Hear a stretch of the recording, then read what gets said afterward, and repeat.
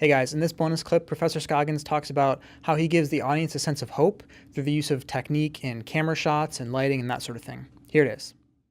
You know, one of the best questions that filmmakers, directors in particular, ask is, how do I want the audience to feel at the end of my story? Do I want them to feel hope? Do I want them to feel despair? Do I want them to feel, and both are legitimate, you know, and as a result, what does that mean in terms of the emotional journey that we're going to take them on? It's interesting because I was thinking about this recently. I was thinking about the movies that I've been able to make and some of the stories I've been able to tell, and I I always love sort of pulling away from shots of people sitting together. And usually they're sitting together in light. And my stories start with characters who are isolated. And actually, as I'm finishing a project right now for a production company, and that's literally how the movie starts. It starts with characters in isolation, and then it ends with people together.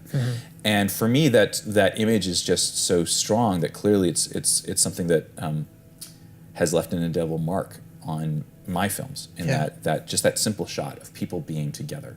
And for me, whether you're thinking about marriage, or you're thinking about a friendship, or you're thinking about community, or you're thinking about whatever, there's something beautiful about that. And I think that's an expression of, you know, one of the things the gospel talks about. You know, St. Paul says in Ephesians, God has taken enemies and made them friends. And I think for me, there's nothing more beautiful and profound than people sort of emerging out of isolation and emerging into community and being changed and transformed by that, which, if you think about it, is part of the journey of the saints. And the journey of the scriptures. And I mean, talk about good news is telling people that if you are isolated, you can move to being in community with people. That's a beautiful thing to hear. I think because we live in such a fragmented culture, and we live in a culture that is increasingly isolated. You know, the beauty of two people coming together, even if they don't necessarily agree about everything, if they don't, even the characters don't see eye to eye, they're still choosing to be together in that space. I mean, that's the story of marriage. It's a story of friendship. That's the story of church. That's what love is. Right, exactly right. But I think there's something beautiful about that. And so I think for me, at the very simple level, what that means is that I'm always wanting to leave the audience with a sense of hope, and hope that is hard fought. I'm not really interested in characters who go through sort of simplistic arcs or simplistic journeys.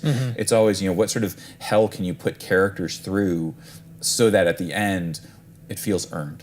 Because I think a lot of times, we all come to stories with our, in the midst of our own journeys, and to be able to tell people, you might be going through hell right now. You might be going through something that is the hardest pain you've ever experienced, but there is still something after this.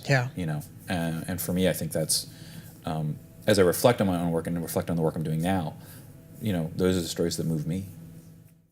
Hey everyone, if you want to hear more words of wisdom from Professor Scoggins, check out his full interview right here. And also, there's lots of other videos we have. Go ahead and check them out, and I'll see you next week for more faculty insights.